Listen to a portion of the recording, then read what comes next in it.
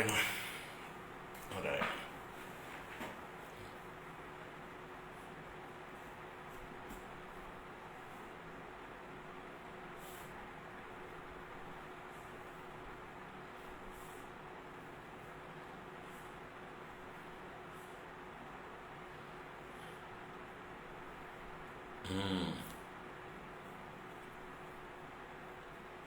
ഹരി ഓം.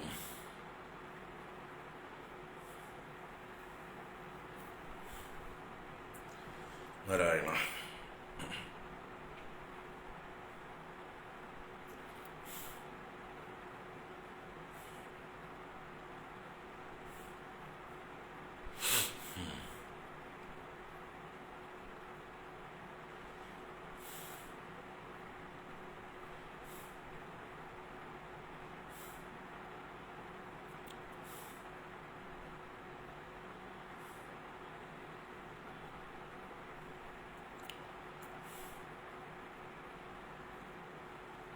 ഓം നാരായണം പത്മഭുവം വസിഷ്ഠം ശക്തിം ച തത്പുത്രപരാശരം ച വ്യാസം സുഖം ഗൗഡപദം മഹാന്തം ഗോവിന്ദയോഗീന്ദ്രമദാസ്യ ശിഷ്യം ശ്രീശങ്കരാചാര്യമദാസ്യ പത്മപാദം ച ഹസ്താമലകം ച ശിഷ്യം തം ത്രോടകം വാർത്തികകാരമന്യാൻ അസ്മദ്ഗുരൂൻ സന്തതമാനതോസ്മി.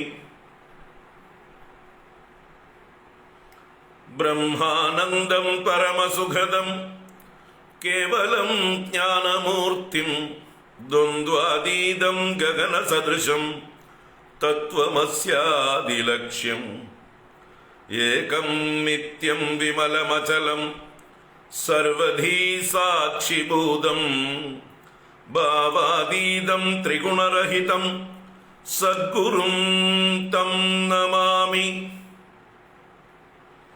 ഭാവാതീതം ത്രിഗുണരഹിതം സദ്ഗുരും തം നമാമി.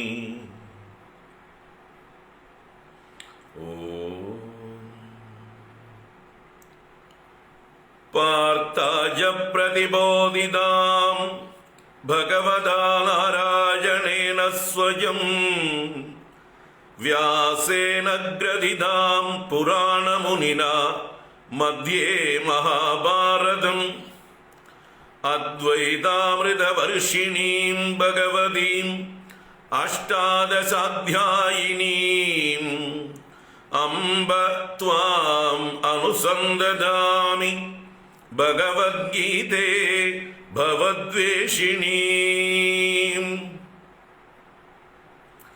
നമോസ്തു തേ വ്യാസവിശാലബുദ്ധേ ഭുല്ലാരവിന്ദായതപത്രനേത്ര യേന ത്വയാ ഭാരതതൈലപൂർണഃ പ്രജ്വാലിതോ ജ്ഞാനമയപ്രദീപഃ.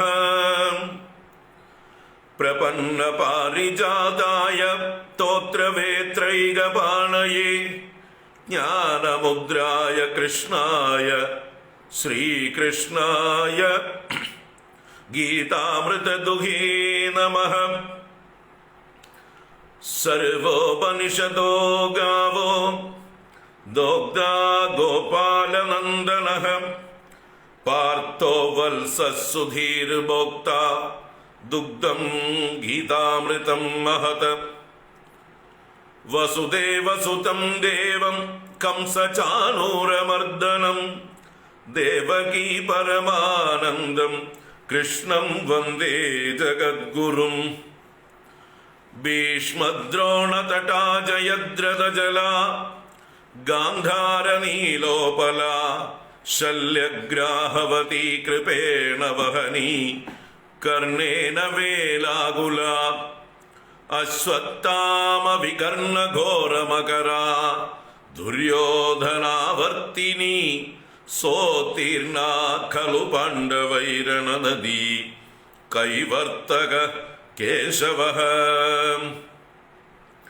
പാരാശര്യവചഃ സരോജമമലം ഗീതാർത്ഥഗന്ധോത്കടം നാനാഖ്യാനകേസരം ഹരികഥാ സംബോധനാബോധിതം ലോകേ സജ്ജന ഷഡ്പദൈർ അഹരഹര പേപീയമാനം മുദാ ഭൂയാത് ഭാരത പങ്കജം കലിമല പ്രധ്വംസിന ശ്രേയസേ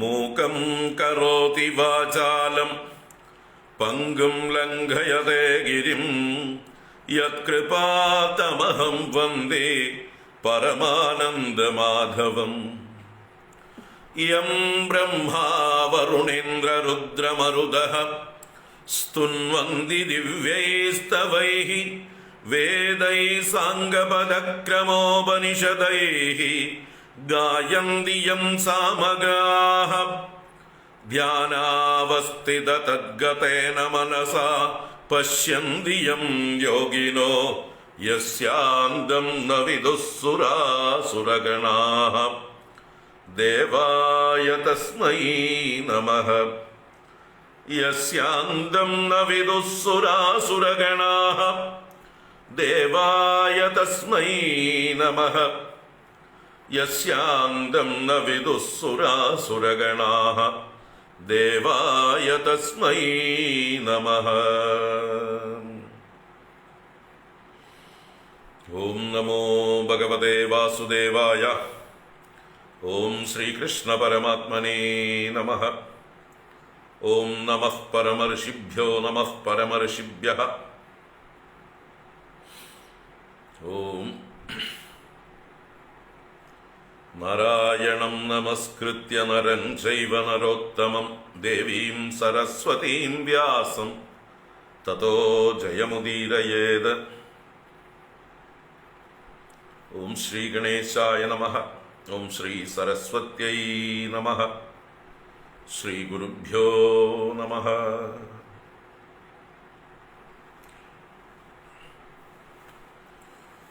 നാരായണ.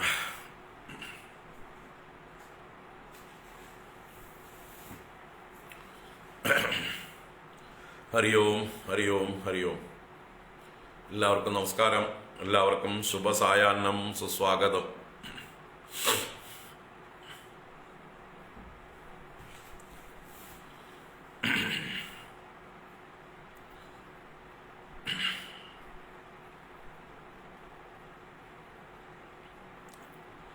നാരായണ. അപ്പൊ ഇന്നലെ മഹാഭാരതം ഉദ്യോഗപർവം എന്ന ഭാഗം നമ്മൾ ഏകദേശം പറഞ്ഞ് ഒപ്പിച്ചു. ഇനി ഭീഷ്മപർവം എന്ന ഭാഗത്താണ് ശ്രീമദ് ഭഗവത്ഗീത. അതിലേക്ക് ഏവർക്കും സുസ്വാഗതം. ഇന്ന് 16-ാം ദിവസം അല്ലെ, ഗീതാ പരമ്പര ആരംഭിച്ചിട്ട് 16-ാം ദിവസം. അതിൽ 11 ദിവസം മഹാഭാരതത്തെക്കുറിച്ചിട്ടുള്ള അവലോകനമായിരുന്നു.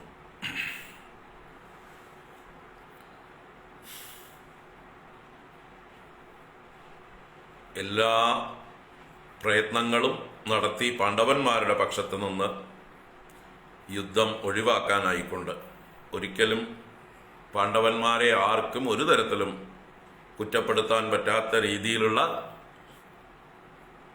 എല്ലാ കോംപ്രമൈസിനും അവർ തയ്യാറായിരുന്നു. അതിനുള്ള മധ്യസ്ഥതകളൊക്കെ അവർ വഹിച്ചു. അവസാനത്തെ ദൂത് കൃഷ്ണനാണ്, സാക്ഷാൽ ഭഗവാൻ തന്നെയാണ് പോയത്. ആ ഭഗവാനും പരാജയപ്പെട്ടാൽ പിന്നെ വേറെന്തെങ്കിലും ചെയ്യാനുണ്ടോ? ഇത് ഭഗവാൻ അറിയും, ഇത് പരാജയപ്പെടണം എന്ന് തന്നെയാണ് ഭഗവാന്റെ ഇച്ഛയും. എങ്കിലും ലോകത്തിൻ്റെ മുമ്പിൽ ചെയ്യാനുള്ളത് ചെയ്തു എന്ന് ഉറപ്പിക്കണം. എല്ലാം ചെയ്തിട്ടും പാണ്ഡവന്മാരുടെ ഭാഗത്ത് നിന്ന് ഒരു അവസരം കൊടുക്കാതിരുന്നിട്ടേ ഇല്ല. അവസാന നിമിഷവും അവസരം കൊടുക്കുന്നുണ്ട്. മാറി ചിന്തിക്കാനായിക്കൊണ്ട് ധർമ്മം പ്രവർത്തിക്കാനായിക്കൊണ്ട് എല്ലാ അവസരങ്ങളും കൊടുത്തു. എന്നിട്ടും അധർമ്മികളായിട്ടുള്ള ധർത്തരാഷ്ട്രന്മാർ, ദുര്യോധനൻ മുതലായവർ സ്വയം നശിക്കാൻ ഒരുങ്ങിക്കഴിഞ്ഞാൽ പിന്നെ ആർക്ക് തടയാനാവും? വിനാശകാലേ വിപരീത ബുദ്ധി. അവരുടെ കൂടെ നിന്നിരുന്ന ആളുകളെങ്കിലും അവരെ വളരെ രൂക്ഷമായി വിമർശിച്ച് ഞങ്ങളില്ല ഈ പരിപാടിക്ക് കൂടെ എന്ന് പറഞ്ഞിരുന്നെങ്കിൽ അവർ നിസ്സഹായരായേനെ. കർണന് ദുര്യോധനനെ ഉപദേശിച്ച് നല്ല വഴിക്ക് നയിക്കാമായിരുന്നു. ഭീഷ്മർക്കും ദ്രോണർക്കും കൃപർക്കും ആവാമായിരുന്നു. ഈ 4 പേർക്കാണ് പ്രധാനമായിട്ടുള്ള ഉത്തരവാദിത്വമുള്ളത്. ആചാര്യൻ എന്നുള്ള സ്ഥാനത്ത് നിന്നുകൊണ്ട് ദ്രോണർക്കും കൃപർക്കും 2 പേർക്കും ഇവർക്ക് മര്യാദ ഉപദേശിക്കാമായിരുന്നു. പിതാമഹൻ എന്നുള്ള, കാരണവർ എന്നുള്ള എല്ലാ രംഗത്തും എല്ലാ തരത്തിലും കൗരവന്മാരുടെ നട്ടെല്ല് എന്നുള്ള നിലയ്ക്കും ഭീഷ്മർക്കും തൻ്റെ കർത്തവ്യം നിറവേറ്റാമായിരുന്നു. അദ്ദേഹത്തിൻ്റെ ശബ്ദം വളരെ എന്താ പറയുക, ദയനീയമായിട്ടുള്ള രീതിയിലാണ് അദ്ദേഹം അവിടെ അവതരിപ്പിച്ചത്. വാസ്തവത്തിൽ അദ്ദേഹം അങ്ങനെയല്ല. ശ്രീകൃഷ്ണൻ ദൂതിന് വന്നപ്പോഴും അതുപോലെയുള്ള പല സന്ദർഭങ്ങളിലും ഭീഷ്മർ ചെറിയ ചെറിയ അഭിപ്രായ പ്രകടനങ്ങൾ പ്രകടിപ്പിക്കുന്നുണ്ട്. അതങ്ങനെയല്ല വേണ്ടിയിരുന്നത്. കുറച്ച് ഗർജിച്ചുകൊണ്ട് മുമ്പൊരു സന്ദർഭത്തിൽ ഉണ്ടായിട്ടുണ്ട്. അങ്ങനെ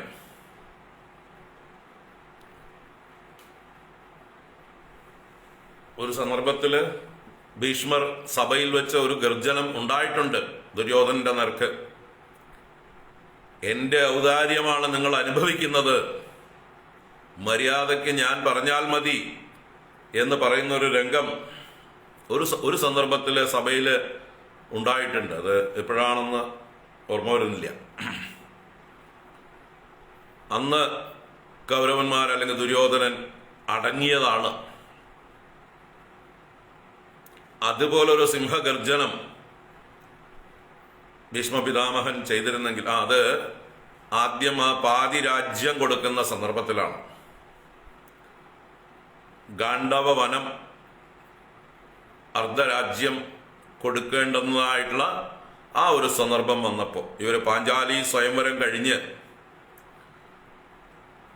ദ്രുപദന്റെ നേതൃത്വത്തിൽ അവകാശം ചോദിച്ച് പാണ്ഡവന്മാര് ഹസ്തിനപുരത്തിൽ വന്നതായിട്ടുള്ള സന്ദർഭത്തിൽ ഈ പാണ്ഡവന്മാർക്ക് പാതിരാജ്യം കൊടുക്കണമെന്ന് എല്ലാ ഭാഗത്തുനിന്നും പ്രഷർ ഉണ്ടായ സന്ദർഭത്തിൽ ഭീഷ്മർ ഗർജിച്ചിട്ടുണ്ട്. അന്ന് ദുര്യോധനൻ വളരെ എതിര് നിന്നിരുന്ന, ഒട്ടും താല്പര്യമേ ഉണ്ടായിരുന്നില്ല ദുര്യോധനന്. ഭീഷ്മർ അന്ന് വീക്കായിരുന്നെങ്കിൽ അന്നും കൊടുക്കില്ലായിരുന്നു. അപ്പൊ അന്ന് അദ്ദേഹം ഒരു ഗർജനം ചെയ്തതിൻ്റെ ഫലമായിട്ടാണ് അന്ന് പാതിരാജ്യം കൊടുത്തത്. അതേ ഗർജനം ശരിക്കും ഇപ്പോഴാണ് അത്യാവശ്യം വേണ്ടിയിരുന്നത്. കാരണം അന്ന് പാണ്ഡവന്മാർ ഇത്രയ്ക്ക് ശക്തി പ്രാപിച്ചിട്ടുണ്ടായിരുന്നില്ല, ഇത്ര സന്നാഹങ്ങൾ ഉണ്ടായിരുന്നില്ല. ആകെ കൂടി ദ്രുപദന്റെ പിൻബലം മാത്രമേ ഉണ്ടായിരുന്നുള്ളൂ. ഇന്ന് യുദ്ധം അനിവാര്യമായിരിക്കുന്ന ഈ ഒരു സന്ദർഭത്തിൽ അതേ ശബ്ദത്തിൽ ആ സഭാമധ്യത്തിൽ നിന്നുകൊണ്ട് ഒരു സിംഹഗർജനം ഭീഷ്മർ മുഴക്കിയിരുന്നെങ്കിൽ തീർച്ചയായിട്ടും ദുര്യോധനൻ വരണ്ടു പോയേനെ. അർഹിക്കുന്ന രാജ്യം കൊടുത്തേനെ. അപ്പൊ അത് വേണ്ടതുപോലെ അദ്ദേഹം ചെയ്തില്ല എന്ന് നമുക്ക് കുറ്റപ്പെടുത്താനുള്ള അവസരം അദ്ദേഹം തന്നതാ, നമ്മൾ ഉണ്ടാക്കിയതല്ല. അദ്ദേഹം മുമ്പൊരിക്കൽ കാണിച്ചു തന്നു, എനിക്കിങ്ങനെയൊക്കെ ആവാൻ പറ്റുമെന്ന് അദ്ദേഹം ഗർജിച്ച് പറഞ്ഞു. ഇത് എൻ്റെ രാജ്യമാണ്, ഇത് എൻ്റെ ഔദാര്യമാണ് നിങ്ങളൊക്കെ അനുഭവിച്ചുകൊണ്ടിരിക്കുന്നത്. ഞാൻ വേണ്ടാന്ന് വെച്ചതിനെ നിങ്ങൾ എൻ്റെ എച്ചിൽ തിന്നുകൊണ്ടിരിക്കുകയാണ് എന്നുള്ള മട്ടിലാണ് അദ്ദേഹം അന്ന് സംസാരിച്ചത്.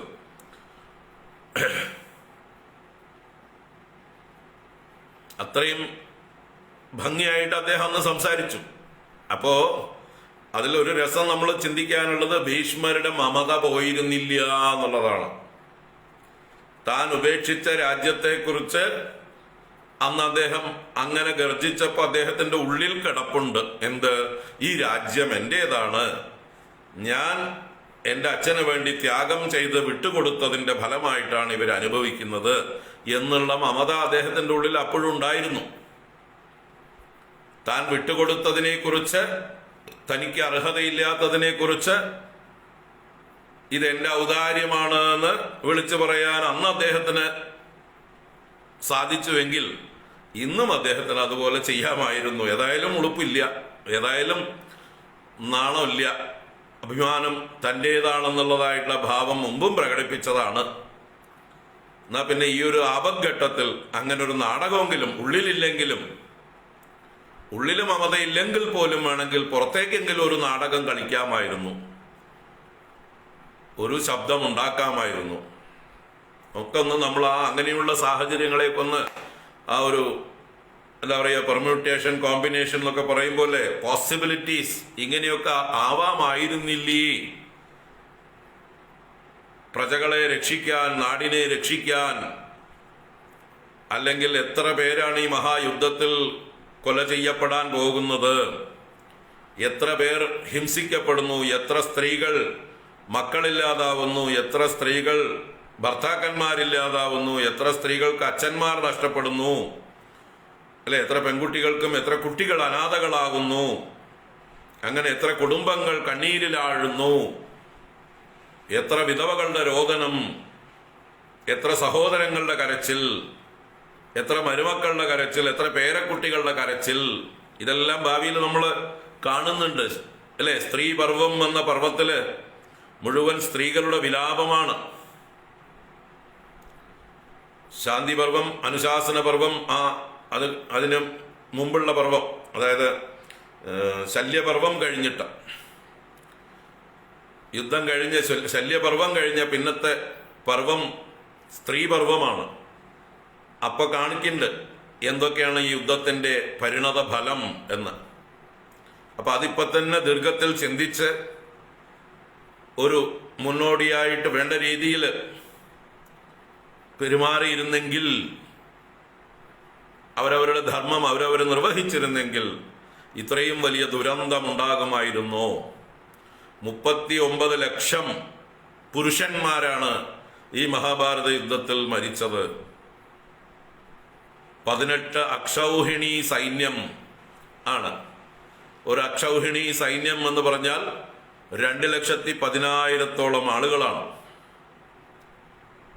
2,10,000 ആളുകളാണ് ഒരു അക്ഷൗഹിണി. അപ്പൊ 18 അക്ഷൗഹിണിയാണ് ആകെ പങ്കെടുത്തത്. പാണ്ഡവ പക്ഷത്ത് 7, കൗരവ പക്ഷത്ത് 11 അക്ഷൗഹിണി. എന്നിട്ട് അതില് ആരാ അവശേഷിച്ചത്? വിരലിലെണ്ണാവുന്നവർ. ചതുഷ്പഞ്ചാവശേഷിതാഹ എന്ന് പറയാം. പഞ്ചപാണ്ഡവന്മാരും ശ്രീകൃഷ്ണ ഭഗവാനും സാത്യകിയും ഇവരുടെ പക്ഷത്തും, അതുപോലെ കൗരവപക്ഷത്ത് കൃപൻ, അശ്വത്ഥാമ, 2 പേരെ പറയാനുള്ളൂ. അശ്വത്ഥാമാവും കൃപനും. പിന്നെ ആരെങ്കിലും ശേഷിച്ചോ എന്ന് ഓർമ്മ വരുന്നില്ല. അപ്പൊ ഏകദേശം 7 × 2 9 പേര്, വിരലിൽ എണ്ണാവുന്നവർ. പാഞ്ചാലിയുടെ മക്കൾ 5 പേരും പാഞ്ചാലി സഹോദരനായ ദൃഷ്ടദ്യുമ്നനും ശേഷിച്ചിരുന്നു. 5 1 6 പേരും കൂടി ഉണ്ടായിരുന്നു. 9 6 15 പേർ ശേഷിച്ചിരുന്നു. പക്ഷെ ആ 6 പേരെ അശ്വത്ഥാമാവ് യുദ്ധത്തിന് ശേഷം ശിബിരത്തിൽ രാത്രി ഉറങ്ങിക്കിടക്കുമ്പോൾ 18-ാം ദിവസം രാത്രി, എല്ലാ യുദ്ധവും കഴിഞ്ഞ് യുദ്ധമെല്ലാം അവസാനിച്ച ശേഷം 6 പേരെ, പാഞ്ചാലി പുത്രന്മാർ 5 പേരെയും പാഞ്ചാലി സഹോദരനായ ദൃഷ്ടദ്യുമ്നനെയും ദ്രോണാചാര്യ പുത്രനായിട്ടുള്ള അശ്വത്ഥാമാവ് രാത്രിയിൽ ചതിയിൽ ഉറങ്ങിക്കിടക്കുന്നവരെ വെട്ടിക്കൊന്ന് ശിബിരത്തിന് തീ വയ്ക്കുകയും ചെയ്യുന്നതായിട്ടുള്ള അതും കൂടി കൂട്ടുമ്പോൾ പിന്നെ ശേഷിച്ചത് 9 പേരാണ്. 39 ലക്ഷം പേർ പങ്കെടുത്തതായിട്ടുള്ള യുദ്ധത്തിൽ. അപ്പൊ എത്ര നാശം ഉണ്ടായി. അപ്പൊ ഈ നാശത്തെ ഒഴിവാക്കാൻ ബാധ്യസ്ഥ ഉള്ള ഉത്തരവാദിത്വപ്പെട്ട അതിന് ശക്തി ഉണ്ടായിരുന്ന ആളുകളൊക്കെ അവരവരാലാവുന്ന രീതിയിൽ പരിശ്രമിക്കേണ്ടിയിരുന്നില്ലേ? കൃഷ്ണൻ ഇപ്പോ യുദ്ധത്തിൽ നേരിട്ടൊരു ഒരാളല്ല, എന്നിട്ടും അദ്ദേഹത്തിന്റെ പങ്ക് വഹിച്ചില്ലേ അത് ഒഴിവാക്കാൻ? ദൂതനായി ചെന്നില്ലേ പാണ്ഡവർക്ക് വേണ്ടി? മധ്യസ്ഥം വഹിക്കാൻ തയ്യാറായില്ലേ? താൻ പറഞ്ഞാൽ ബഹുമാനിക്കില്ല എന്ന് അറിഞ്ഞിട്ട് പോലും നാണം കെട്ടാലും കുഴപ്പമില്ല എന്ന് പറഞ്ഞു പോയില്ലേ? അദ്ദേഹത്തിന്റെ ഒരു ഭാവം നോക്കൂ. നാണം കെട്ടാലും ഇവരെന്നെ നാണം കെടുത്തും, ഇവർ ഞാൻ പറഞ്ഞാൽ കേൾക്കുന്നവരല്ല, ഇവർ എന്നെ ഇൻഫീരിയറായി കരുതുന്നവരാണ്, എന്നെ ഒരു വെറും മനുഷ്യനായി മാത്രം കാണുന്നവനാണ്. ദുര്യോധനൻ എന്നെ ഒരു വിലയുമില്ല. അതുകൊണ്ടാണല്ലോ എന്നെ വേണ്ടാന്ന് വെച്ച് സൈന്യത്തെയും കൊണ്ടുപോയത്. സന്തോഷമായിട്ട് പോയല്ലോ. അപ്പൊ എന്നെ കുറിച്ചിട്ടുള്ള യാതൊരു ബഹുമാനവും വിലയും ഞാൻ ആരെന്ന് അറിയാത്തവനുമാണ് ദുര്യോധനൻ. അതുപോലെ തന്നെ അവിടെയുള്ള ആളുകളൊക്കെ എന്നെ നിന്ദിക്കുന്നവരാണ്. ചിലർക്ക് മാത്രം എന്റെ ശക്തിയും മഹത്വവും അറിയാം.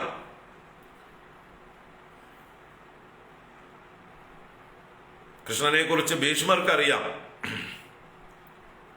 അതുകൊണ്ട് തന്നെ കൃഷ്ണൻ ദൂത് വന്ന സന്ദർഭത്തിൽ ഭീഷ്മർ കുറച്ചൊക്കെ അതിന് അനുസരിച്ച് സംസാരിക്കുന്നുണ്ട്. പക്ഷെ വേണ്ട പോലെ ആയില്ല. അപ്പൊ ആര് പറഞ്ഞാൽ ഇവരെല്ലാം കേൾക്കുമോ, ബഹുമാനിക്കുമോ? ആര് ഉച്ചത്തിൽ ഗർജിച്ചാൽ കേൾക്കുമോ? മര്യാദയ്ക്ക് പറഞ്ഞാൽ കേൾക്കുന്നവനല്ല ദുര്യോധനൻ. അപ്പൊ അവനോട് പറയേണ്ട രീതിയിൽ പറയണമായിരുന്നു. അപ്പോ അത് പറയാതിരുന്നത് അവരുടെയൊക്കെ പേരിലാണ് ദോഷമായിട്ട് എഴുതി ചേർക്കേണ്ടത്. അല്ലാതെ പാണ്ഡവ പക്ഷത്തോ ശ്രീകൃഷ്ണ ഭഗവാന്റെ പേരിലോ ഒരു കാലത്തും ആരും എഴുതി ചേർത്ത് പോകരുത്. പാണ്ഡവന്മാർ 5 പേരെയും ശ്രീകൃഷ്ണനെയും ഭഗവാനെയും ഒരിക്കലും ആരും ഈ മഹാഭാരത യുദ്ധത്തിന്റെ പേരിൽ കുറ്റപ്പെടുത്തുന്നത് അവരുടെ അറിവില്ലായ്മയാണ്, അവരുടെ ചിന്താശൂന്യതയാണ്, അവരുടെ മൗഢ്യത്തെയാണ് വിളിച്ചു പറയുന്നത്. കൗരവന്മാരുടെ പക്ഷത്ത് നിങ്ങൾ ആരെ വേണമെങ്കിൽ കുറ്റപ്പെടുത്തിക്കോളൂ. കാരണം എല്ലാവരും അർഹരാണ്, എല്ലാവരും കുറ്റപ്പെടുത്താൻ അർഹരാണ്. കാരണം ഓരോരുത്തരും ദുര്യോധനന് സപ്പോർട്ട് ചെയ്തതിന്റെ ഫലമായിട്ടാണ് ആ യുദ്ധം നടന്നത്. ഞാനില്ല, ഞാൻ ഇതിന് കൂട്ടുനിൽക്കില്ല, ഈ അധർമ്മത്തിന് ഞാൻ കൂട്ടുനിൽക്കില്ല എന്ന് ആരെങ്കിലും മര്യാദക്കാര് പറഞ്ഞിരുന്നെങ്കിൽ ഈ യുദ്ധം ഒഴിഞ്ഞു പോയേനെ. വിതുരൻ ചെയ്തോലോ, വിതുരൻ ചെയ്തു. ശക്തമായിട്ട് വിതുരന്റെ അഭിപ്രായം രേഖപ്പെടുത്തി യുദ്ധത്തിൽ നിന്ന് പിന്തിരിയാനും അല്ലെങ്കിൽ ദുര്യോധനനെ ഉപേക്ഷിക്കാനും ധൃതരാഷ്ട്രോട് പലവട്ടം ഉപദേശിച്ച് ശരിക്കും പ്രധാനമന്ത്രി എന്ന പദവിയിൽ ഇരിക്കുന്ന ആളാണ് വിതുരൻ. പ്രധാനമന്ത്രി പദവിയിൽ ഇരുന്നു കൊണ്ട് അവർക്കെതിരായി സംസാരിച്ച ആളാണ് വിതുരൻ. ഇവർക്കൊന്നും ആ പദവിയോ അല്ലെങ്കിൽ അത്ര വലിയ സ്ഥാനമോ ഉത്തരവാദിത്വം ഇല്ല. വിതുരനോളം ഉത്തരവാദിത്വം ആ കൗരവ രാജധാനിയിൽ വേറെ ആർക്കും ഉണ്ടായിരുന്നില്ല. ആ ഉത്തരവാദിത്വമുള്ള ആള്, അവർക്ക് വേണ്ടി സംസാരിക്കേണ്ടിയിരുന്ന ആള്, അവരോട് ലോയലായിരിക്കേണ്ട ആള്, അദ്ദേഹം അവരോടല്ല ലോയലായത്, അദ്ദേഹം ധർമ്മത്തോടാണ് ലോയലായത്. അതുകൂടി നമ്മൾ എടുത്തു കാണേണ്ടതാണ്. ആ വിതുരനെ നമ്മളൊന്ന് ഹൈലൈറ്റ് ചെയ്യേണ്ടതാണ്, വിതുരനെ എടുത്തു കാണേണ്ടതാണ്. വിതുരൻ ചെയ്ത ധർമ്മം നോക്കൂ. ധർമ്മമൂർത്തിയായ വിതുരൻ ധർമ്മത്തിന്റെ കൂടെ നിന്നു. വിതുരൻ യുദ്ധത്തിന് കൂട്ടുനിന്നില്ല. കൗരവന്മാരുടെ കൊള്ളരുതായ്മകളെ അംഗീകരിച്ചില്ല. അവരുടെ അന്നം തന്നെയാ തിന്നുകൊണ്ടിരുന്നത്, അവരുടെ ചെലവിൽ തന്നെയാ അവിടെ കഴിച്ചുകൊണ്ടിരുന്നത്. ഇവരാരും അത്രയും ഇവരോട് കടപ്പാടുള്ള ആളല്ല. വാസ്തവം പറഞ്ഞാൽ വിതുരനോളം കടപ്പാട്, വിതുരൻ തിന്ന ചോറിന് നന്ദി കാണിക്കേണ്ട ആളല്ലേ വിതുരൻ. അപ്പൊ ചോറിന് കൂറ് കാണിക്കുകയാണെങ്കിൽ ഏറ്റവും കാണിക്കേണ്ടിയിരുന്നത് വിതുരനാണ്. ഇവർക്കൊക്കെ അതിനേക്കാൾ സ്വാതന്ത്ര്യമുള്ളവരായിരുന്നു. ചിന്തിക്കുക നമ്മൾ. എന്നിട്ടും വിതുരൻ എന്ത് ചെയ്തു? അപ്പൊ ഇനി മേലിൽ നമ്മള് ഭീഷ്മരെ, ദ്രോണരെ, കർണരെ, അശ്വത്ഥാമാവിനെ, കൃപരെ, ശല്യരെ ഒക്കെ നിങ്ങൾ കുറ്റപ്പെടുത്തിക്കോളൂ, ദുര്യോധനന്റെ കൂട്ടത്തിൽ കൂട്ടിക്കോളൂ. പക്ഷെ ഒരിക്കലും പാണ്ഡവന്മാരെയും ശ്രീകൃഷ്ണ ഭഗവാനെയും ഈ യുദ്ധത്തിൽ ഉത്തരവാദിത്വം അവർക്കുണ്ട് എന്ന് പറഞ്ഞ് ഒരിക്കലും നമുക്ക് പറയാൻ പറ്റില്ല. അതുപോലെ അവര് വേണ്ടതൊക്കെ ചെയ്തിട്ടുണ്ട്. വിതുരനും ആ കൂട്ടത്തിൽ പെടും. ധർമ്മമൂർത്തികളായിട്ടുള്ള ആളുകളാണ് അവരൊക്കെ. വ്യാസൻ, അദ്ദേഹത്തിന് എല്ലാവരും മക്കളും പേരക്കുട്ടികളുമാണ്. അദ്ദേഹവും അദ്ദേഹത്തിന്റെ പങ്ക് ഭംഗിയായി വഹിക്കുന്നുണ്ട്. അപ്പപ്പ വന്നു വേണ്ട ഉപദേശങ്ങൾ ധാർമ്മികമായ രീതിയിൽ അദ്ദേഹം പറയുന്ന രീതിയിൽ പറഞ്ഞിട്ടുണ്ട്. വേണ്ട ഉപദേശങ്ങളൊക്കെ അദ്ദേഹം കൊടുത്തിട്ടുണ്ട്. മുത്തശ്ശൻ എന്നുള്ളതായിട്ടുള്ള നിലയ്ക്ക്, ധൃതരാഷ്ട്രയുടെയും പാണ്ഡുവിന്റെയും അച്ഛൻ എന്നുള്ള നിലയ്ക്ക്, പാണ്ഡവന്മാരുടെയും കൗരവന്മാരുടെയും മുത്തശ്ശൻ എന്നുള്ളതായിട്ടുള്ള നിലയ്ക്ക്, ഒരു ജ്ഞാനി എന്നുള്ള നിലയ്ക്ക്, ഒരു നിഷ്പക്ഷനായിട്ടുള്ള ഒരാള് എന്നുള്ള നിലയ്ക്ക് അദ്ദേഹം ചെയ്യേണ്ടതെല്ലാം അദ്ദേഹം ചെയ്തിട്ടുണ്ട്. അപ്പൊ ഇതെല്ലാം നമ്മൾ നോക്കി കൂട്ടി വായിക്കേണ്ടതാണ്. വേണ്ട രീതിയിൽ ഇതിനെക്കുറിച്ച് നിങ്ങൾ മഥനം ചെയ്തെടുക്കേണ്ടതാണ്. ചിന്തിച്ച് അതിൽ നിന്ന് ആരുടെ ഭാഗത്തൊക്കെയാണ് അധർമ്മം, ആരാണ് ധർമ്മം ചെയ്തവർ എന്ന് നല്ല നിശ്ചയം വേണം. നമുക്ക് നിശ്ചയിക്കണം. കൺഫ്യൂഷൻ ഉണ്ടാകാൻ പാടുള്ളതല്ല. അങ്ങനെയാവാം ഇങ്ങനെയാവാം എന്നുള്ള അഭിപ്രായം ഉണ്ടാവാൻ പാടുള്ളതല്ല. അഭിപ്രായത്തിൽ നല്ല നിശ്ചയം വേണം ഈ കാര്യത്തിൽ. അല്ലാതെ ആരെങ്കിലും എന്തെങ്കിലും പറയുമ്പോഴേക്കും അവരുടെ പിന്നാലെ അത് ശരിയാണ് കേട്ടോ എന്ന് പറയാറാവരുത്. അതിന് നമ്മൾ സ്വയം ചിന്തിക്കണം. ചിന്തിച്ച് അവനവനൊരു കൺവിക്ഷൻ വന്നു കഴിഞ്ഞാൽ പിന്നെ ആർക്കും നമ്മളെ ഇളക്കാൻ പറ്റില്ല. അപ്പൊ ഇന്ന് മഹാഭാരതത്തെക്കുറിച്ച് നോവലുകൾ എഴുതുന്നവരും മഹാഭാരതത്തെക്കുറിച്ച് വിപരീതമായി പ്രചരിപ്പിക്കുന്നവരുണ്ട്. കമ്മ്യൂണിസ്റ്റ് ആചാര്യന്മാരെന്ന് ഉള്ള ആൾക്കാര് ഈ മഹാഭാരതത്തെയും രാമായണത്തെയൊക്കെ പരിഹസിച്ചുകൊണ്ട് വലിയ വലിയ സഭകൾ വിളിച്ചുകൂട്ടി സെമിനാറുകൾ നടത്തുന്നുണ്ട്.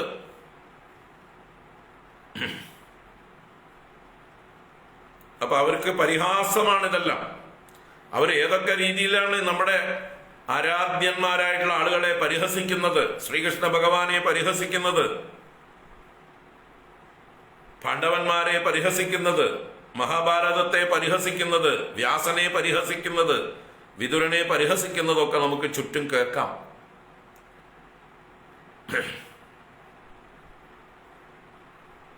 അതൊന്നും നമ്മൾ അനുവദിച്ചു കൊടുത്തുകൂടാ. ഒന്നാമത് നമ്മളത് കേൾക്കാൻ പോകരുത്. പോയാൽ മറുപടി കൊടുക്കുക, ചോദ്യം ചെയ്യാം ശക്തമായിട്ട്. അല്ലാതെ ഇപ്പോൾ നമുക്ക് ഈ ജനാധിപത്യ രാജ്യത്തിൽ ഓരോരുത്തർക്കും തോന്നിയവാസം പറയുന്നതിന് അവരുടെ വായടയ്ക്കാൻ നിവൃത്തിയില്ല. പക്ഷേ സഭയിലൊക്കെ, നമ്മളുള്ള സഭയിലാണെങ്കിൽ അവർ പറഞ്ഞാൽ നമുക്ക് ചോദ്യം ചെയ്യാം. നിങ്ങൾ പറയുന്നതിൽ ഇന്ന തെറ്റുണ്ട് എന്ന് നമുക്ക് അവസരം തരില്ല. അവർ ചോദ്യം ചെയ്യാനുള്ള അവസരം തരില്ല. എങ്കിലും നമ്മൾക്ക് ബോധം വേണം, നമുക്ക് നിശ്ചയം വേണം ഈ കാര്യത്തിലൊക്കെ. നമ്മുടെ പുരാണ ഇതിഹാസങ്ങളിൽ നമുക്ക് വ്യക്തത വേണം. ആരെങ്കിലും പറയുന്നത് കേട്ട് അതിനനുസരിച്ച് നമ്മൾ വാലാട്ടി പോകരുത്, തലയാട്ടി പോകരുത്. അപ്പോൾ ആ യുദ്ധം അനിവാര്യമായതും ഒരുക്കങ്ങൾ നടന്നതും, കുരുക്ഷേത്ര ഭൂമിയിൽ വന്ന ശിബിരങ്ങൾ തയ്യാറായി രണ്ടു കൂട്ടരും ഒരുങ്ങുന്നതും, രണ്ടു കൂട്ടരുടെയും സേനാനായകന്മാരെ നിശ്ചയിച്ചതും, പാണ്ഡവന്മാരുടെ സേനാനായകനായി പാഞ്ചാലി സഹോദരനായി ദൃഷ്ടദ്യുമ്നൻ എന്ന ശക്തനായിട്ടുള്ള സേനാനായകനെയാണ് നിശ്ചയിച്ചത്. അവരുടെയൊക്കെ മുകളിൽ അർജുനനും എല്ലാറ്റിനും മുകളിൽ ശ്രീകൃഷ്ണ ഭഗവാനും ഒരു സ്ഥാനം കൽപ്പിച്ചു കൊടുത്തു. പാണ്ഡവന്മാര് ശ്രീകൃഷ്ണ ഭഗവാന് ഒരു ഏറ്റവും എന്താ പറയുക, നമ്മുടെ ഇന്ത്യൻ പ്രസിഡന്റിനെ പോലെയുള്ള ഒരു സ്ഥാനം. ഇന്ത്യൻ സൈന്യത്തില് ഓരോ സൈന്യങ്ങൾക്കും പ്രത്യേക തലവന്മാരുണ്ട് അല്ലേ? അവരുടെ മുകളില് എല്ലാ 3 സേനകളെയും കമാൻഡ് ചെയ്യുന്നതായിട്ടുള്ള കമാൻഡർ ഇൻ ചീഫ് ഉണ്ടാകും. അതിനൊക്കെ മുകളിലാണ് ഇന്ത്യൻ പ്രസിഡന്റ്, സുപ്രീം പ്രസിഡന്റ്. അപ്പോ അതുപോലെയുള്ള സ്ഥാനം ശ്രീകൃഷ്ണ ഭഗവാന് പാണ്ഡവന്മാർ കൽപ്പിച്ചു കൊടുത്തു. ഏത് അഭിപ്രായം പറയാനും, ഏത് നയത്തിലും മാറ്റം വരുത്താനും, എന്ത് നിർദ്ദേശം നൽകാനും ഒക്കെ ഉള്ളതായിട്ടുള്ള ആയുധമെടുക്കാത്ത കൃഷ്ണനെ എല്ലാറ്റിനും മുകളിൽ അവർ പ്രതിഷ്ഠിച്ചു. അതാണ് പാണ്ഡവന്മാരുടെ ഒരു മഹത്വം. കൗരവപക്ഷത്ത് ഭീഷ്മരാണ് സർവ്വസൈന്യാധിപനായത്. അതിന് താഴെ ഓരോരോ ഉത്തരവാദിത്വങ്ങൾ ദ്രോണർക്കും കൃപർക്കും അശ്വത്ഥാമാവിനും കർണനും എല്ലാവർക്കും ഓരോരോ ഉത്തരവാദിത്വങ്ങൾ ഏൽപ്പിച്ചു കൊടുത്തു. അവരുടെ നേതൃത്വത്തിൽ യുദ്ധത്തിനുള്ളതായിട്ടുള്ള ദിവസം വന്നു ചേർന്നു. ആ യുദ്ധ ദിവസം, ഒന്നാം ദിവസം ആണ് ശ്രീമദ് ഭഗവത്ഗീത എന്നതായിട്ടുള്ള സംഭവം ആ യുദ്ധരംഗത്ത് നടക്കുന്നത്. യുദ്ധരംഗത്ത്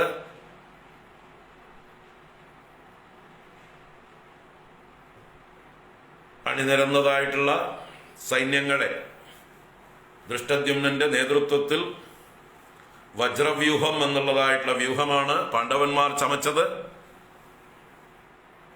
കൗരവന്മാർ മകരവ്യൂഹം എന്നൊരു വ്യൂഹമാണ് അവർ ചമച്ചിട്ടുള്ളത് ആദ്യത്തെ ദിവസം ഭീഷ്മരുടെ നേതൃത്വത്തിൽ. അപ്പൊ ഈ വ്യൂഹങ്ങൾ നിരന്നു നിൽക്കുന്നതായിട്ടുള്ള സന്ദർഭത്തിൽ എല്ലാവരെയും കാണാൻ വേണ്ടിയിട്ടുള്ള പരസ്പരം ആരൊക്കെയാണ് ഏത് പക്ഷത്ത് എവിടെയൊക്കെ നിൽക്കുന്നത് എന്ന് കാണാനുള്ളതായിട്ടുള്ള ആ ഒരുക്കങ്ങൾ നടന്നുകൊണ്ടിരിക്കുന്നതായിട്ടുള്ള ആ ഒരു സന്ദർഭത്തെ പറഞ്ഞുകൊണ്ടാണ് ഭഗവത്ഗീത ആരംഭിക്കുന്നത്. പക്ഷേ മഹാഭാരതത്തില് ഭീഷ്മപർവത്തിൽ 13-ാം അധ്യായം മുതൽക്ക് ഭഗവത്ഗീത പർവം എന്നാരംഭിക്കുന്നുണ്ട്. എന്നിട്ട് 25-ാം അധ്യായം മുതൽക്കാണ് ഭഗവത്ഗീത ആരംഭിക്കുന്നത്. അതിന് കാരണം എന്താ വെച്ചാല് ഈ യുദ്ധം ഉറപ്പായതായിട്ടുള്ള സന്ദർഭത്തില് വ്യാസൻ നമ്മുടെ ധൃതരാഷ്ട്രർക്ക് ഒരു വാഗ്ദാനം കൊടുത്തു. ഒരു ദിവ്യ ദൃഷ്ടി അങ്ങേക്ക് തരാം, അങ്ങ് ഇവിടെ ഇരുന്നു കൊണ്ട് അവിടെ യുദ്ധ രംഗത്ത് നടക്കുന്നതായിട്ടുള്ള കാര്യങ്ങളെല്ലാം നേരിൽ കാണാം. അല്ലേ, നമ്മളിന്ന് ലൈവായിട്ട് ക്രിക്കറ്റ് കളിയും ഫുട്ബോൾ കളിയൊക്കെ സ്റ്റേഡിയത്തിൽ നടക്കുന്നത് നമ്മുടെ വീട്ടിലിരുന്ന് ടി വിയിൽ കാണുന്നത് പോലെ, അല്ലെങ്കിൽ ഇപ്പോൾ മൊബൈലിലും കാണാവുന്നത് പോലെ അന്ന് തന്നെ വ്യാസൻ ഒരു ദിവ്യ ദൃഷ്ടി ഇദ്ദേഹത്തിന് വാഗ്ദാനം ചെയ്തു ധൃതരാഷ്ട്രക്ക്. പക്ഷെ അദ്ദേഹത്തിന് അത് കാണാൻ കരുത്തില്ലായിരുന്നു. അദ്ദേഹം പറഞ്ഞു, എനിക്ക് കാണണ്ട, എനിക്ക് കാണാനുള്ള ശക്തിയും മനസ്സും ഇല്ല, അതുകൊണ്ട് നേരിൽ കാണാൻ വയ്യ. അദ്ദേഹം ആകെ കൂടി അദ്ദേഹത്തിന്റെ ജന്മത്തിൽ കണ്ടത് ഈ ദൂത് വന്ന ഭഗവാന്റെ വിശ്വരൂപം കാണാൻ അദ്ദേഹത്തിന് യോഗമുണ്ടായില്ല. അപ്പൊ ജീവിതത്തിൽ ആകെ കൂടി അദ്ദേഹത്തിന് കണ്ണുകൊണ്ട് കാണാൻ കഴിഞ്ഞത് ഭഗവാന്റെ വിശ്വരൂപം.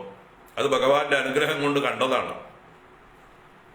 ആ ഒരു ഭയം ഭഗവാനെ കണ്ടതിന് ശേഷം അദ്ദേഹത്തിന്റെ ഉള്ളിൽ നിന്ന് പോയിട്ടുമില്ല. ഈ വിശ്വരൂപിയായിട്ടുള്ള ഭഗവാനാണ് പാണ്ഡവപക്ഷത്തുള്ളത്.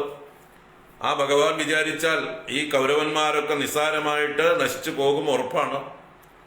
അപ്പൊ ആ ഭയവും ഉള്ളിലുണ്ട്. മാത്രമല്ല, കൃഷ്ണനെ കണ്ണുകൊണ്ട് ഇനി ഒന്നും കാണണ്ട എന്നുള്ള രീതിയിൽ അദ്ദേഹം തനിക്കിനി ദിവ്യദൃഷ്ടി വേണ്ട എന്ന് പറഞ്ഞ് തൻ്റെ സന്തത സഹചാരിയായ സഞ്ജയന് ആ ദൃഷ്ടി കൊടുക്കാനായിക്കൊണ്ട് വ്യാസനോട് ആവശ്യപ്പെടുന്നു. അങ്ങനെ അച്ഛനായ വ്യാസൻ മകനായ ധൃതരാഷ്ട്രന് ഈ യുദ്ധരംഗത്ത് നടക്കുന്ന കാര്യങ്ങൾ അറിയാൻ സഞ്ജയന് ആ ദിവ്യദൃഷ്ടി പ്രദാനം ചെയ്തു. അപ്പോൾ ആദ്യത്തെ 10 ദിവസങ്ങളിൽ നടന്ന കാര്യങ്ങളൊന്നും സഞ്ജയൻ ധൃതരാഷ്ട്രോട് വന്ന് പറയുന്നതായിട്ട് കാണുന്നില്ല. 10-ാം ദിവസമാണ് അദ്ദേഹം യുദ്ധരംഗത്തായിരുന്നു സഞ്ജയൻ നിന്നിരുന്നത്.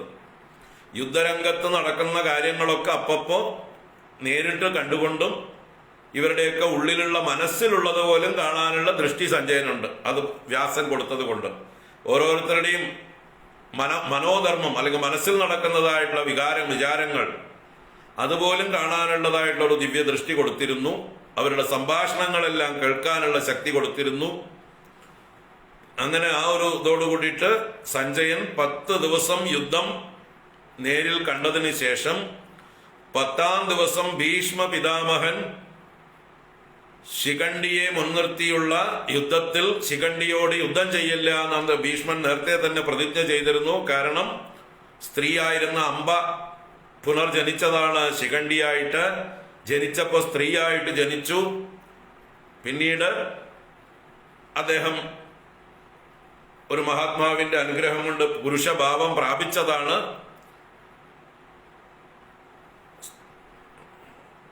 ആളുടെ പേര് ഓർമ്മ വരില്ല. ഒരു മഹാത്മാവിന്റെ അനുഗ്രഹം കൊണ്ട് അദ്ദേഹത്തിന് പുരുഷഭാവം കിട്ടുകയാണ്. എന്നാൽ പുരുഷനുമല്ല സ്ത്രീയുമല്ലാത്തൊരു നപുംസക ഭാവമാണ് അദ്ദേഹത്തിനെ കാണുമ്പോൾ എല്ലാവർക്കും.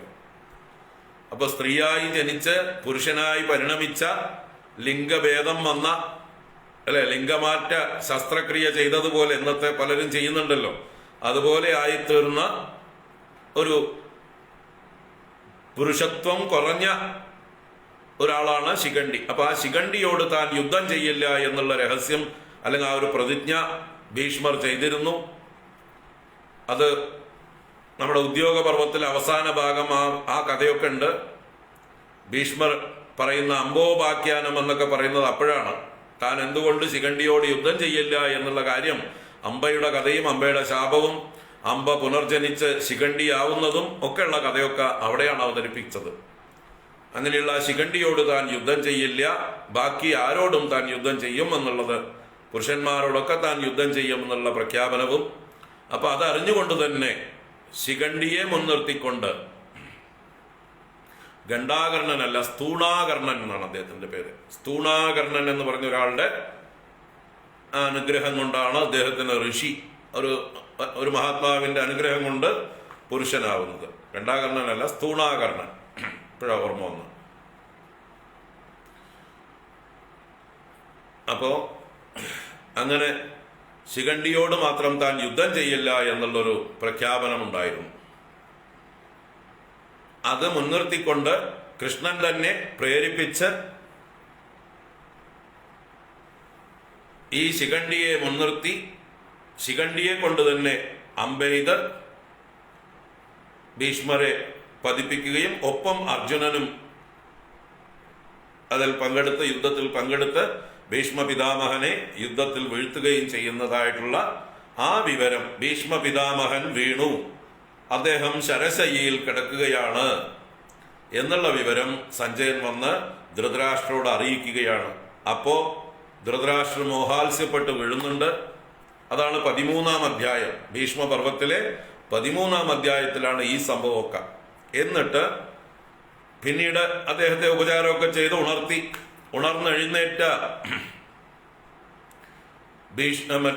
ധൃതരാഷ്ട്രര് സഞ്ജയനോട് എന്തൊക്കെയാണ് അവിടെ നടന്നത്, ഓരോ ദിവസത്തെയും കാര്യങ്ങൾ പറയൂ, വിശദമായി പറയൂ എന്ന് പറഞ്ഞപ്പോ ആദ്യം സഞ്ജയൻ ഓരോ ദിവസവും നടന്ന യുദ്ധവും ആരൊക്കെ മരിച്ചു എന്നുള്ള കാര്യവും 10 ദിവസത്തെ കാര്യങ്ങള് ഒന്ന് ചുരുക്കി പറയുന്നുണ്ട്.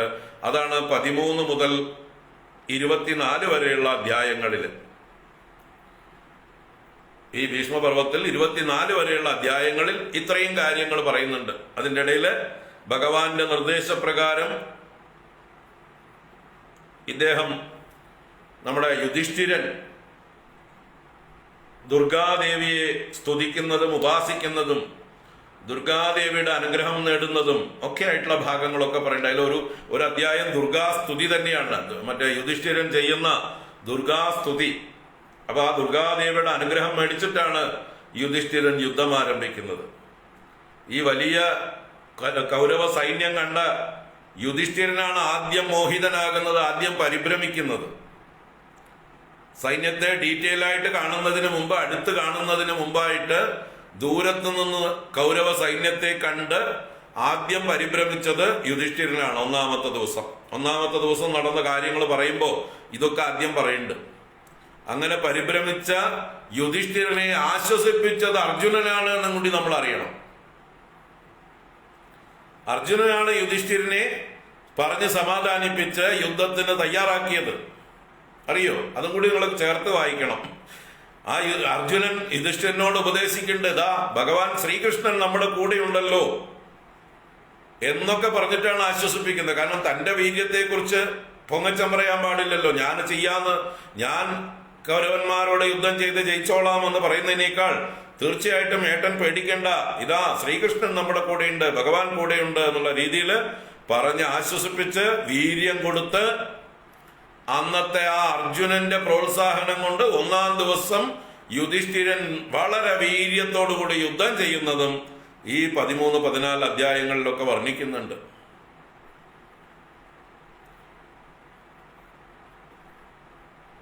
അപ്പൊ എന്താ പറയാ, ഈ അർജുനനാണ് യുധിഷ്ഠിരനെ യുദ്ധത്തിന് പ്രേരിപ്പിച്ച് പ്രോത്സാഹിപ്പിച്ച് വീരത്തോടുകൂടി യുദ്ധം ചെയ്യാൻ ഉപദേശം ചെയ്ത ആ അർജുനനാണ് പിന്നീട് തളരുന്നത് എന്ന് കൂടി കാണുക നമ്മള്. അപ്പൊ അർജുനന് യുദ്ധം വേണ്ടാന്നുണ്ടോ?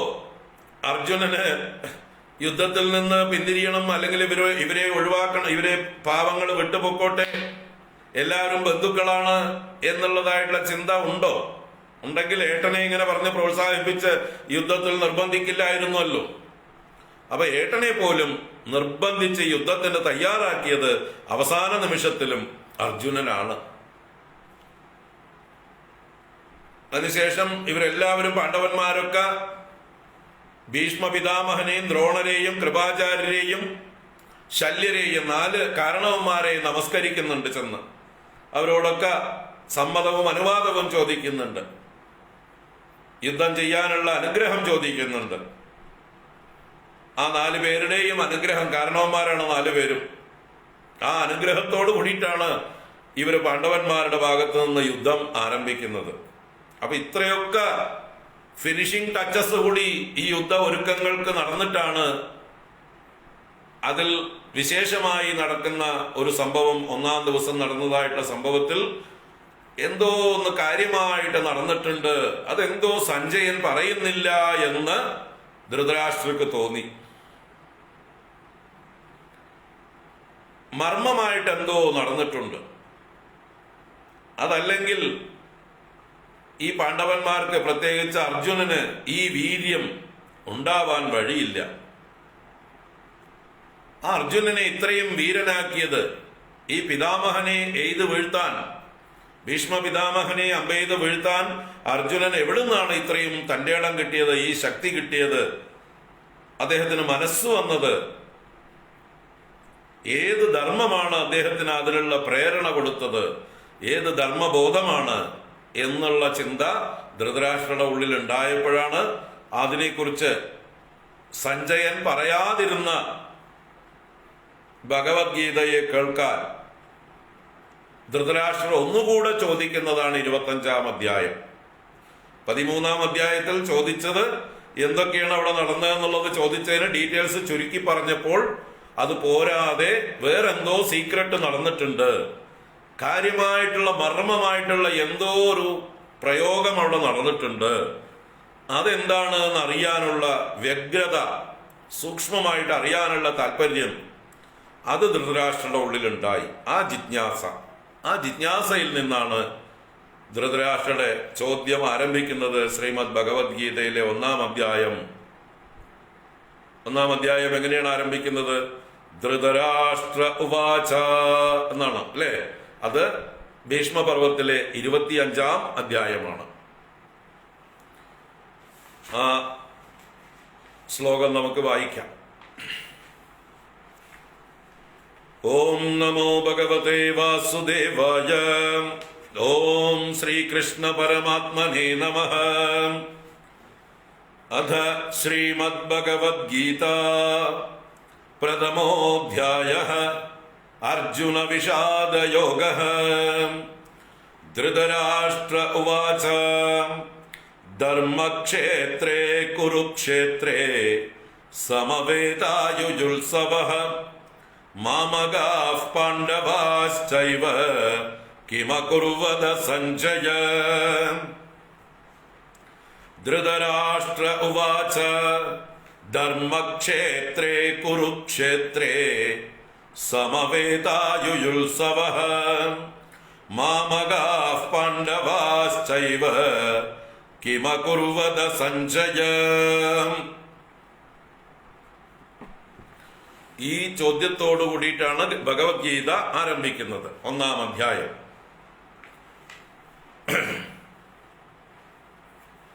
അപ്പൊ ഈ ചോദ്യത്തിന്റെ പശ്ചാത്തലമാണ് നമ്മൾ ഇതുവരെയും പറഞ്ഞത്.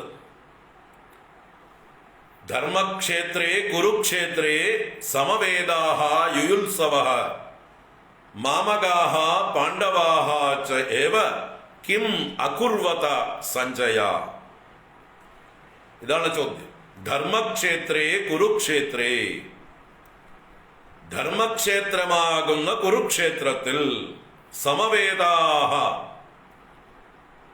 സമ്യക് അവേദാഹ പ്രാപ്താഹ നന്നായി ഒരുങ്ങി സജ്ജരായി വന്നു ചേർന്നവർ യുയുത്സവഃ യുയുത്സുക്കളായിട്ട്, യുയുത്സു എന്നുള്ള ഏകവചനത്തിന്റെ ബഹുവചനമാണ് യുയുത്സവഃ.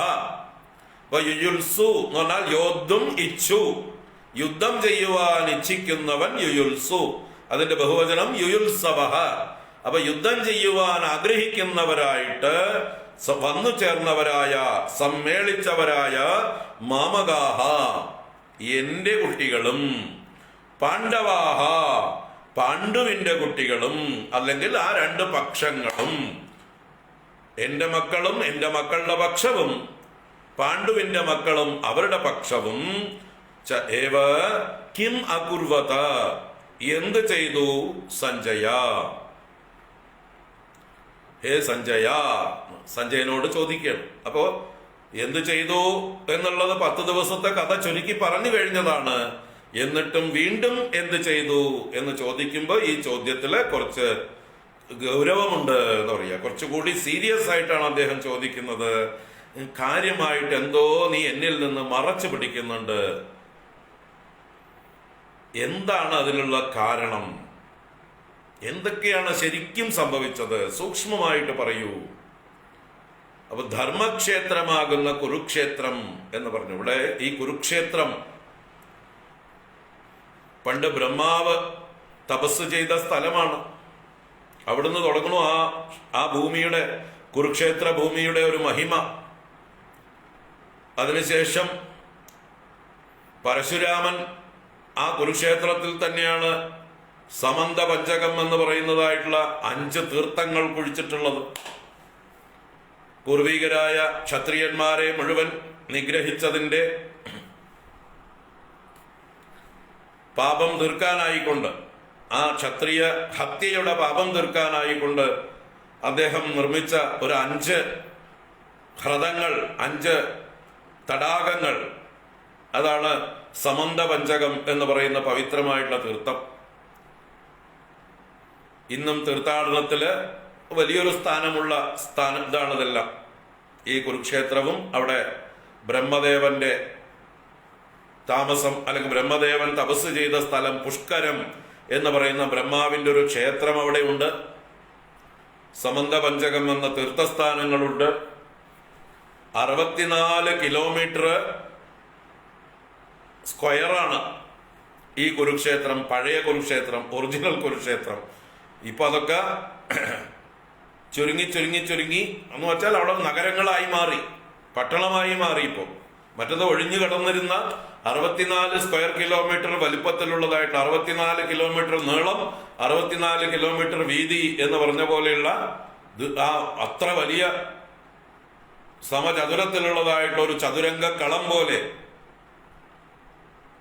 വിസ്തൃതമായിട്ടൊരു സ്ഥലമായിരുന്നു. അതുകൊണ്ടാണല്ലോ ഇത്രയും 39 ലക്ഷം ആളുകളെ അവിടെ ഉൾക്കൊള്ളാൻ കഴിഞ്ഞത്. വലിയൊരു സമ്മേളനമായിരുന്നില്ലേ? ഇത്രയും ആളുകളെ മുഴുവൻ ഉൾക്കൊള്ളാനും അത്രയും ആളുകൾക്ക് വിവിധങ്ങളായ രീതിയിൽ യുദ്ധം ചെയ്യാനും, ആനയും തേരും കാലാളും കുതിരകളുമായിട്ട് പല രീതിയിൽ യുദ്ധം ചെയ്യണമെങ്കിൽ എത്ര വിസ്തൃതമായിരിക്കും ആ സ്ഥലം. അത്ര വിസ്തൃതമായിരുന്നു. ഇവർക്കൊക്കെ ശിബിരങ്ങൾ പണിയാനുള്ള സ്ഥലവും ഉണ്ടായിരുന്നു. ഇവർക്ക് യുദ്ധം കഴിഞ്ഞ് വിശ്രമിക്കാനുള്ള ശിബിരങ്ങളും അവിടെ തന്നെയാണ് പണിതിരുന്നത്. അത്രയും വിശാലമായിരുന്നു ആ കുരുക്ഷേത്രം. അത് പിന്നീട് ഇവരുടെ പൂർവീകരായിട്ടുള്ള ഈ കുരു എന്ന പേര് തന്നെ കൗരവന്മാർക്ക് വന്നത്. കുരു എന്ന് പറഞ്ഞ ഒരു രാജാവ് ഉണ്ടായിരുന്നു. അദ്ദേഹം ഒരു മഹായാഗം ചെയ്ത്, അത് ഈ യാഗഭൂമിയാണ്, അതുകൊണ്ടാണ് അതിന് കുരുക്ഷേത്രം എന്ന് പേര് വന്നത്. അപ്പൊ വലിയൊരു യാഗം ചെയ്ത ഭൂമിയും കൂടിയാണത്. അങ്ങനെ വിശേഷമായിട്ടുള്ള എല്ലാ പവിത്രതയും മഹത്വവുമുള്ള ഒരു ഭൂമിയാണ് ആ കുരുക്ഷേത്രം. അവിടെ വന്നു കഴിഞ്ഞാൽ എല്ലാവരുടെയും മനസ്സ് സാത്വികമായിട്ട് മാറേണ്ടതാണ്, നല്ല ബുദ്ധി ഉണ്ടാവേണ്ടതാണ്. അതാണ് അതിന് ധർമ്മക്ഷേത്രം കുരുക്ഷേത്രം എന്ന് പറഞ്ഞ ഒരു തീർത്ഥാടന കേന്ദ്രം ആണത്. അവിടെ ഒരു തീർത്ഥാടന കേന്ദ്രമാണ്. നമുക്ക് കാണാം, അതേ മഹാഭാരതത്തിലും ശ്രീമദ് ഭാഗവതത്തിലും ഈ കുരുക്ഷേത്ര യുദ്ധത്തിന് മുമ്പായിട്ട് ഒരു തീർത്ഥാടന കാലത്ത്, ഒരു സൂര്യഗ്രഹണ കാലത്ത്, ആ സൂര്യഗ്രഹണം വളരെ തീവ്രമായിട്ടൊരു സൂര്യഗ്രഹണമായിരുന്നു. ആ സൂര്യഗ്രഹണത്തിൽ എല്ലാവരും ഈ കുരുക്ഷേത്രത്തിലേക്ക് തീർത്ഥാടനം ചെയ്തുകൊണ്ട് തർപ്പണാദികളൊക്കെ ചെയ്യുന്ന, പിതൃക്കൾക്ക് വേണ്ടതായിട്ട് തർപ്പണാദികളൊക്കെ ചെയ്യുന്ന ഒരു തീർത്ഥാടന രംഗം ശ്രീമദ് ഭാഗവതത്തിൽ വളരെ വിസ്തരിച്ചിട്ടുണ്ട്. 82, 83, 84 അധ്യായങ്ങളില് അല്ലേ? അവിടെ വെച്ചിട്ടാണ് നമ്മുടെ ദ്രൗപദിയും ശ്രീകൃഷ്ണ പത്നിമാരുമായിട്ടുള്ള 16,008 ഭാര്യമാരെ ശ്രീകൃഷ്ണന്റെ, അവരുമായിട്ടും ദ്രൗപദിയുമായിട്ടുള്ളതായിട്ടുള്ള ഒരു സംവാദമൊക്കെ ഉണ്ട്, ഒരു ഭംഗിയായിട്ട്. നിങ്ങളുടെയൊക്കെ വിവാഹം എങ്ങനെയാ നടന്നത് എന്ന് ദ്രൗപദി ഈ ശ്രീകൃഷ്ണ പത്നിമാരോട് ചോദിക്കുന്ന ചോദ്യത്തിന് ഓരോ കൃഷ്ണപത്നിമാരും അവരുടെ വിവാഹം എങ്ങനെ നടന്നു എന്ന് വർണ്ണിക്കുന്ന കഥയൊക്കെ ശ്രീമദ് ഭാഗവതത്തിൽ കാണാം. 83 അധ്യായത്തിലാണ് തോന്നും. ദശമസ്കന്ധം 83, 82, 83, 84, 85, 4 അധ്യായങ്ങള് ഈ തീർത്ഥാടനമാണ്.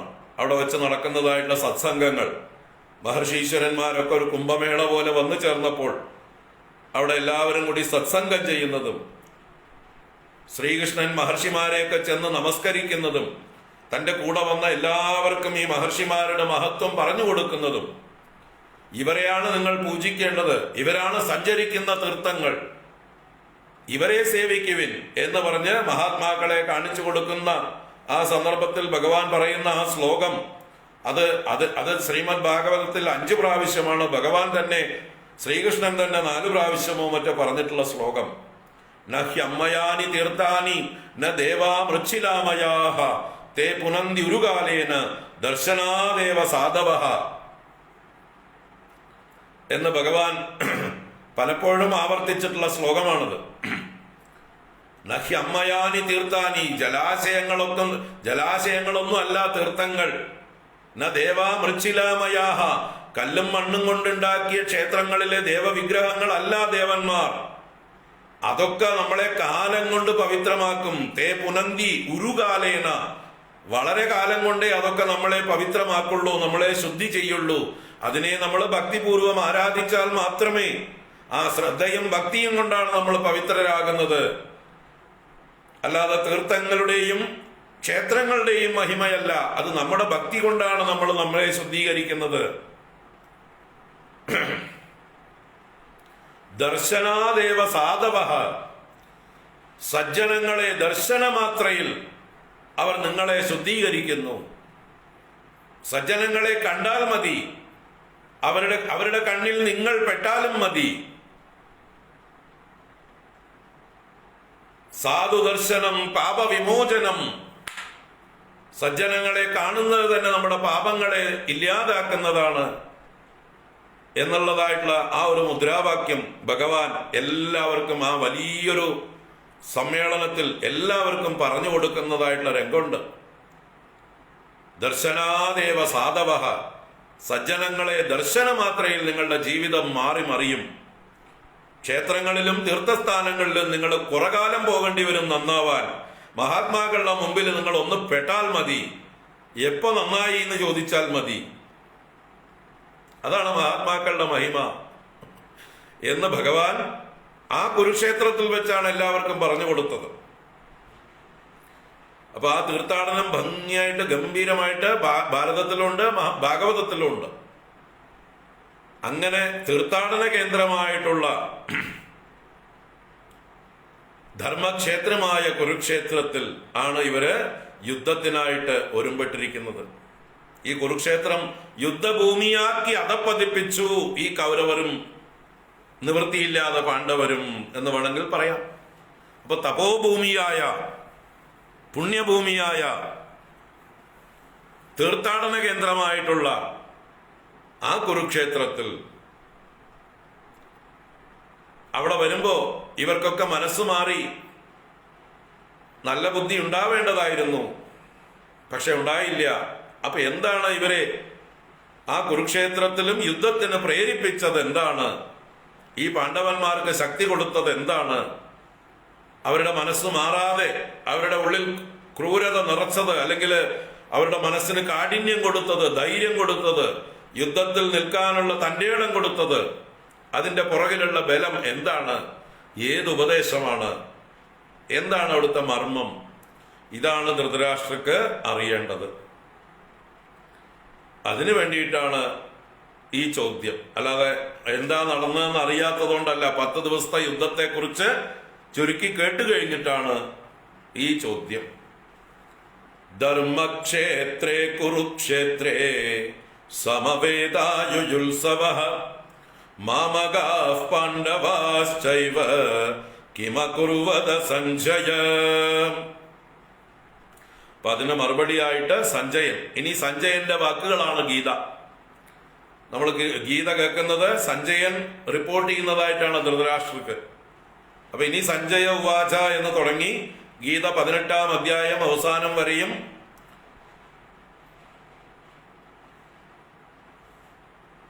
യത്ര യോഗേശ്വര കൃഷ്ണോ യത്ര പാർത്ഥോ ധനുർധരഃ തത്ര ശ്രീർവിജയോ ഭൂതി ധ്രുവാനീതിർമതിർമമ എന്ന് 18-ാം അധ്യായം 72-ാം ശ്ലോകം.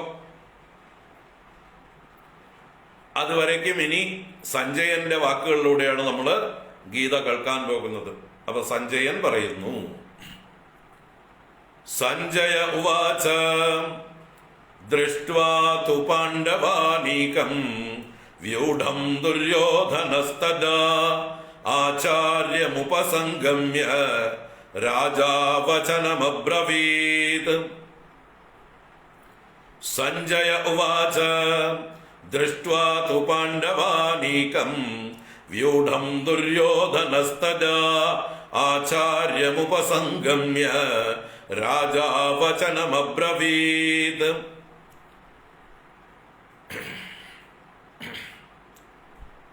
78 ശ്ലോകമുണ്ട് അല്ലെ 18-ാം അധ്യായം. അതെ, 78-ാം ശ്ലോകം വരെ.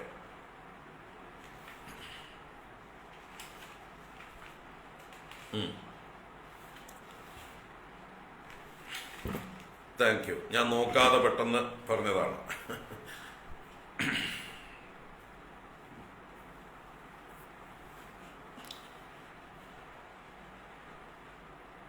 അപ്പൊ സഞ്ജയ ഉവാച, സഞ്ജയൻ ധൃതരാഷ്ട്രക്ക് കുരുക്ഷേത്രത്തിൽ എന്ത് നടന്നു, എന്റെ മക്കൾ മാമകാഹ പാണ്ഡവാഹാച കിം അകുർവത എന്നുള്ള ആ ചോദ്യത്തിൽ തന്നെ ധൃതരാഷ്ട്രയുടെ ഭേദബുദ്ധി നല്ലതുപോലെ കാണാം. തന്റെ മക്കളെ വേറെ, പാണ്ഡുവിന്റെ അനുജന്റെ മക്കളെ വേറെയായിട്ട് കാണുന്ന ആളാണ് ധൃതരാഷ്ട്രൻ. പാണ്ഡവന്മാർ അങ്ങനെ കണ്ടിരുന്നില്ല വാസ്തവത്തിൽ ഒരിക്കലും. പാണ്ഡവന്മാര് തങ്ങളുടെ അച്ഛനേക്കാൾ സ്നേഹവും ബഹുമാനവും എല്ലാ കാലത്തും ധൃതരാഷ്ട്രക്ക് കൊടുത്തിരുന്നു. പക്ഷേ ധൃതരാഷ്ട്രർ അത് സ്വീകരിച്ചിരുന്നില്ല. പാണ്ഡുവിന്റെ മരണശേഷം പാണ്ഡവന്മാർ ഹസ്തിനപുരത്തിൽ എത്തിയ അന്ന് മുതൽക്ക് കുന്തിയുടെയും യുധിഷ്ഠിരന്റെയും നല്ല ഡയറക്ഷൻ ഉണ്ട് 4 അനുജന്മാർക്കും. അങ്ങനെ 5 പേരും നിത്യവും അവരവിടെ ഉണ്ടായിരുന്ന കാലത്തൊക്കെ എഴുന്നേറ്റാൽ ആദ്യത്തെ പണി അവരുടെ ഈ മാതാപിതാക്കളെ ധൃതരാഷ്ട്രയെയും ഗാന്ധാരിയെയും ചെന്ന് നമസ്കരിച്ച് അവരുടെ അനുഗ്രഹം വാങ്ങിക്കുകയായിരുന്നു എന്നും ചെയ്തിരുന്നവര്. അവരുടെ കാര്യത്തിൽ, ശുശ്രൂഷയിൽ ഒരു കാര്യത്തിലും അവർ പിന്തിരിഞ്ഞിട്ടില്ല. ഒരിക്കലും സ്വന്തം അച്ഛൻ എന്നല്ലാതെ വല്യച്ഛനാണെങ്കിലും അച്ഛന്റെ ജ്യേഷ്ഠനാണെങ്കിലും ആ അച്ഛന്റെ സ്ഥാനത്ത് രക്ഷിതാവായി തന്നെയാണ് രാജാവായിരുന്ന ധൃതരാഷ്ട്രരെ ഈ പാണ്ഡവന്മാർ കണ്ടിരുന്നത്. അങ്ങനെ സ്നേഹിച്ചിരുന്ന, അത്ര ബഹുമാനിച്ചിരുന്ന, അത്ര അനുസരിച്ചിരുന്ന ആ പാണ്ഡവന്മാരെ ഈ മന്ദബുദ്ധി, ഈ ഭേദബുദ്ധി, ഈ മമത്വബുദ്ധി ഈ ധൃതരാഷ്ട്രൻ എപ്പോഴും വേറുകൂറോടുകൂടി മാത്രമേ കണ്ടിരുന്നുള്ളൂ. അദ്ദേഹത്തിന് മര്യാദയ്ക്ക് തന്റെ അനുജന്റെ മക്കളെ തന്റെ മക്കളായി തന്നെ അംഗീകരിച്ചിരുന്നെങ്കിൽ, എപ്പോഴും അങ്ങനെ കരുതിയിരുന്നെങ്കിൽ, കൗരവന്മാർക്കും അങ്ങനെ അദ്ദേഹം പഠിപ്പിച്ചിരുന്നെങ്കിൽ, അത് ബോധ്യം വരുത്തി കൊടുത്തിരുന്നെങ്കിൽ, നിങ്ങൾ ഒന്നാണ്, നിങ്ങൾ 105 ഒന്നാണ്, നിങ്ങൾ 105 ഒന്നാണ്, നിങ്ങൾ 105 ഒന്നാണ് എന്ന് അദ്ദേഹം പഠിപ്പിച്ചിരുന്നെങ്കിൽ ഈ യുദ്ധം ഉണ്ടാകുമായിരുന്നോ? നിങ്ങളിൽ ജ്യേഷ്ഠൻ യുധിഷ്ഠിരൻ, അനുജനാണ് ദുര്യോധനൻ, അതുകൊണ്ട് ജ്യേഷ്ഠനെ അനുസരിച്ച് നടക്കൂ എന്ന് പറഞ്ഞ് സ്നേഹിച്ച് നടന്നിരുന്നെങ്കിൽ, അപ്പൊ അച്ഛന്റെയും അമ്മയുടെയും കൊള്ളരുതായ്മകളാണ് ഇവിടെ കാണുന്നത് മക്കളിലൂടെ. ഗാന്ധാരി കണ്ണു കെട്ടിയതിന്റെ ഫലമാണ് ഇവിടെ കാണുന്നത്. സ്വന്തം മക്കളെ വളർത്തുന്നതിന് പകരം സ്വയം കണ്ണുകെട്ടി നിസ്സഹായയായിരുന്നു. പരാശ്രയത്തിൽ കഴിഞ്ഞുകൂടി. അപ്പൊ ആ കണ്ണുകെട്ടിയ അമ്മയുടെയും കണ്ണു പൊട്ടനായ അച്ഛന്റെയും അവരുടെ മനോഭാവത്തിന്റെയും ദുരന്തമാണ് ഇവിടെ കാണുന്നത് നമ്മൾ. മാമകാഹ പാണ്ഡവാഹാച്ച, എന്റെയും എന്റെ മക്കളും പാണ്ഡുവിന്റെ മക്കളും എന്തു ചെയ്തു എന്നുള്ള ഭേദബുദ്ധിയോടുകൂടിയുള്ള ചോദ്യം. അതിന് സഞ്ജയൻ മറുപടി പറയുന്നു. സഞ്ജയ ഉവാച ദൃഷ്ട്വാതു പാണ്ഡവ അനീകം വ്യൂഢം ദുര്യോധനഃ തദാ ആചാര്യം ഉപസംഗമ്യ രാജാ വചനം അബ്രവീത്. ഇവിടെ ഇദ്ദേഹത്തെ സന്തോഷിപ്പിക്കാൻ ദുര്യോധനനെ രാജാ ദുര്യോധനഃ എന്നാ പറയുന്നത്. രാജാ ദുര്യോധനഃ പാണ്ഡവാനീകം വ്യൂഢം ദൃഷ്ട്വ, പാണ്ഡവന്മാരുടെ അനീകം, അനീകം എന്നാൽ സൈന്യം, അനീകിനി, അനീകം, ചമു എന്നൊക്കെ പറയുന്നത് സൈന്യത്തെ കുറിച്ചാണ്. സൈന്യത്തിന്റെ പല നമ്പറുകളെ സൂചിപ്പിക്കുന്ന പദങ്ങളാണ് ഈ അനീകിനി, അനീകം, ചമു എന്നൊക്കെ ഉള്ളത്. അപ്പൊ അങ്ങനെയുള്ള പാണ്ഡവന്മാരുടെ സൈന്യത്തെ വ്യൂഢം, വ്യൂഢം എന്ന് പറഞ്ഞാൽ വ്യൂഹമാക്കപ്പെട്ടത്, നന്നായി വിന്യസിക്കപ്പെട്ടത്, ആ വ്യൂഹമാക്കപ്പെട്ടതായിട്ടുള്ള പാണ്ഡവന്മാരുടെ സൈന്യത്തെ കണ്ടവനായിട്ടുള്ള ദുര്യോധനൻ അപ്പോൾ തഥാ ആചാര്യം ഉപസംഗമ്യ, ആചാര്യനെ സമീപിച്ചിട്ട്, ആചാര്യന്റെ അടുത്തേക്ക് ചെന്നിട്ട്, ആരാണ് ആചാര്യൻ? ദ്രോണാചാര്യൻ. അപ്പൊ ദ്രോണാചാര്യരുടെ അടുത്തേക്ക് ചെന്നിട്ട് വചനം അബ്രവീത്, ഇതം വചനം അബ്രവീത്, ഈ വാക്കുകളെ പറഞ്ഞു. ദുര്യോധനന്റെ വാക്കുകൾ ആരംഭിക്കുകയാണ് സഞ്ജയൻ. അപ്പൊ ദുര്യോധനൻ ഈ സൈന്യവിന്യാസം കണ്ടു. ആരാണ് പാണ്ഡവന്മാരുടെ സർവ്വസൈന്യാധിപൻ?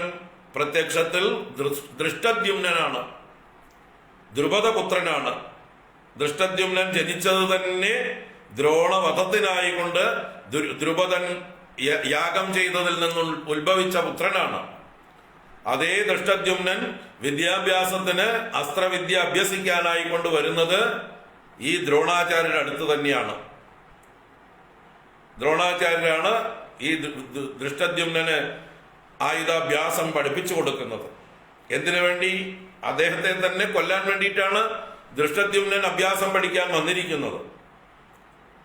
അപ്പൊ അതിനെ ഇവിടെ പ്രത്യേകമായി എടുത്തു പറഞ്ഞുകൊണ്ട്, പരിഹസിച്ചുകൊണ്ട്, ദ്രോണാചാര്യരെ വേദനിപ്പിച്ചുകൊണ്ട് തുടങ്ങുകയാണ് ദുര്യോധനൻ. എന്തിനാച്ചാൽ ദ്രോണാചാര്യരുടെ ഉള്ളില് ദൃഷ്ടദ്യുമ്നോടുള്ള ശത്രുത, ദ്രുപദനോടുള്ള ശത്രുത ഒക്കെ വർദ്ധിച്ചു വന്ന് അത് പാണ്ഡവന്മാരുടെ നേരെയുള്ള പ്രതികാര ബുദ്ധിയായി മാറാൻ, അദ്ദേഹത്തിന്റെ ഉള്ളിൽ ആ പ്രതികാര ബുദ്ധി ജ്വലിക്കാൻ, അങ്ങനെ വളരെ പ്രതികാര ബുദ്ധിയോടെ ശക്തമായി ദ്രോണാചാര്യർ യുദ്ധം ചെയ്യാൻ വേണ്ടി, അദ്ദേഹത്തെ പ്രകോപിപ്പിക്കാൻ വേണ്ടിയാണ് ദുര്യോധനൻ ആചാര്യന്റെ അടുത്തേക്ക് ചെന്ന് ഇങ്ങനെ പറയുന്നത്.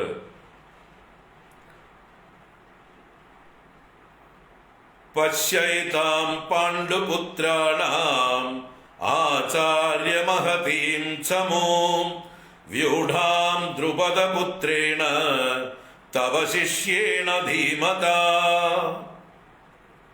പശ്യൈതാം പാണ്ഡുപുത്രാണാം ആചാര്യമഹതീം ചമൂം വ്യൂഢാം ദ്രുപദപുത്രേണ തവ ശിഷ്യേണ ധീമതാ. ആചാര്യനോട് പറയണ, ആചാര്യ പശ്യ, അല്ലയോ ആചാര്യ, കണ്ടാലും പശ്യ, നോക്കൂ, ഏതാം പാണ്ഡുപുത്രാണാം മഹതീം ചമൂം, പാണ്ഡുപുത്രാണാം ഏതാം മഹതീം ചമൂം പശ്യ, പാണ്ഡുപുത്രന്മാരുടെ ഈ മഹത്തായ സൈന്യത്തെ കാണൂ, നല്ലോണം നോക്കൂ, സൂക്ഷിച്ചു നോക്കൂ, വലിയ സൈന്യം. ദ്രുപദപുത്രേണ തവ ശിഷ്യേണ ധീമതാ വ്യൂഢാം, തവ ശിഷ്യേണ നിന്റെ അങ്ങയുടെ ശിഷ്യനായ ദ്രുപദപുത്രനാൽ വ്യൂഹം ചെയ്യപ്പെട്ടത്. എടുത്തു പറയുന്നത് ദ്രുപദപുത്രേണ, അങ്ങയുടെ ശത്രുവായ ദ്രുപദന്റെ പുത്രൻ ദൃഷ്ടദ്യുമ്നാൽ വ്യൂഢാം, വ്യൂഢാം വ്യൂഹമാക്കപ്പെട്ടത്, ചമയ്ക്കപ്പെട്ടത്, വജ്രവ്യൂഹം എന്നുള്ളതായിട്ടുള്ള രീതിയിൽ, സൂചീമുഖമായിട്ടുള്ള രീതിയിൽ വിന്യസിക്കപ്പെട്ടത്, തുളച്ചു കയറുന്ന രീതിയിൽ. കൗരവ സൈന്യം എത്ര വിശാലമാണെങ്കിലും എത്ര പ്രതിരോധമുള്ളതാണെങ്കിലും അതിലേക്ക് തുളച്ചു കയറുന്ന രീതിയിലുള്ളതായിട്ടുള്ളൊരു വ്യൂഹമാണ്. അതുപോലെ ചെറിയ സൈന്യമാണെങ്കിലും വലുതായി തോന്നുന്ന ഒരു വ്യൂഹമാണ്. പാണ്ഡവന്മാർക്ക് കൗരവന്മാരെക്കാൾ 4 അക്ഷൗഹിണി കുറവാണ്. ഇവര് കൗരവന്മാര് 11 അക്ഷൗഹിണിയും പാണ്ഡവന്മാര് 7 അക്ഷൗഹിണിയുമാണ്. പക്ഷേ ഈ വ്യൂഹം കൊണ്ട് ഇത് ചമച്ചിരിക്കുന്നത് കണ്ടാൽ അനന്തമായ സാഗരം പോലെ കിടക്കുകയാണ് ഇവരുടെ സൈന്യം, പാണ്ഡവന്മാരുടെ സൈന്യം. അത് കണ്ട് ഉള്ളിൽ ഭയമുണ്ടാവുകയാണ് ദുര്യോധനന്റെ ഉള്ളിൽ. അപ്പൊ ആ ഭയം തീർക്കാനാണ് ആചാര്യന്റെ അടുത്തേക്ക് ചെന്നത്. ആചാര്യനെ പ്രകോപിപ്പിക്കലും ഉദ്ദേശ്യം. അങ്ങനെ അങ്ങയുടെ ശിഷ്യൻ അങ്ങയിൽ നിന്ന് ആയുധവിദ്യ പഠിച്ച് അങ്ങയെ തന്നെ കൊല്ലാൻ ഒരുമ്പെട്ടുക, അങ്ങയുടെ നേർക്ക് യുദ്ധം ചെയ്യാൻ ഒരുങ്ങിക്കൊണ്ട് ഇതാ അങ്ങയുടെ നേരെ അങ്ങ് പഠിപ്പിച്ചു കൊടുത്ത സൈന്യ വ്യൂഹത്തെ, എങ്ങനെയൊക്കെയാണ് സേനാവ്യൂഹങ്ങൾ ചെയ്യേണ്ടത് എന്നൊക്കെ ദ്രോണൻ പഠിപ്പിച്ചു കൊടുത്തതാണ്. അതിപ്പോ അങ്ങയുടെ നേരെ തന്നെ പ്രയോഗിച്ചുകൊണ്ട് ബുദ്ധിമാനായ എന്ന് പ്രത്യേകം എടുത്തു പറഞ്ഞു, ധീമത, ധീമാനായ ദ്രുപദപുത്രനാൽ, അവൻ ബുദ്ധിമാനാണ്, അങ്ങയെ കൊല്ലാനുള്ള സാമർഥ്യം അവനുണ്ട്. അങ്ങയിൽ നിന്ന് തന്നെ വിദ്യ പഠിച്ച് അങ്ങയെ തന്നെ കൊല്ലണമെങ്കിൽ അവൻ എത്ര ബുദ്ധിമാനാണ്, അങ്ങോ ബുദ്ധിയില്ലാത്തവനാണ് എന്നും വ്യംഗ്യം. അങ്ങേക്ക് ബുദ്ധിയില്ല, അതുകൊണ്ടാ അവനെ പഠിപ്പിച്ചു വിട്ടത് അങ്ങയുടെ ശത്രുവിനെ എന്നും കൂടെ ഒരു സൂചന. അങ്ങനെ പ്രകോപിപ്പിക്കാൻ വേണ്ടിയുള്ള വാക്കുകൾ ആരംഭിക്കുകയാണ്. നമുക്ക് നാളെ തുടരാം. പശ്യൈതാം പാണ്ഡുപുത്രാണാം ആചാര്യ മഹതീം ചമൂം വ്യൂഢാം ദ്രുപദപുത്രേണ തവ ശിഷ്യേണ ധീമതാ. ഹരി ഓം. നാളെ തുടരാം. ഓം നാരായണ. കായേന വാചാ മനസേന്ദ്രിയൈർവാ ബുദ്ധ്യാത്മനാ വാ പ്രകൃതേ സ്വഭാവാത് കരോമി യദ്യത് സകലം പരസ്മൈ നാരായണായേതി സമർപ്പയാമി. ഓം ശാന്തി ശാന്തി ശാന്തി. ഹരി ഓം. ശ്രീ ഗുരുഭ്യോ നമഃ. ഹരി ഓം.